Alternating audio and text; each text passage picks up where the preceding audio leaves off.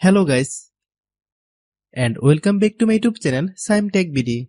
Today I will discuss how to fix Spectrum TV some channel not working. I have a request, if you are new to channel, please subscribe and stay with us.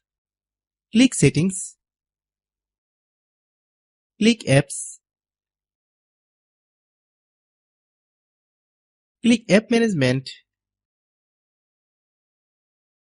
find Spectrum TV app, click Spectrum TV app, click Storage Use,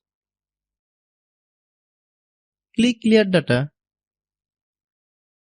If you clear data, you need to log in your account again. Click OK. Click Back. Click Force Stop. Then open Google Play Store.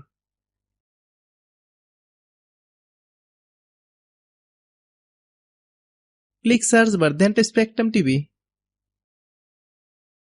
Click Spectrum TV. If you get any update, please update. Then log in your Spectrum TV account.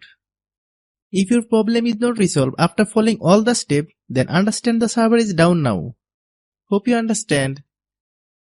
I have a request, if you are new to channel, please subscribe and stay with us. By watching my tutorial for more tech videos, you can subscribe.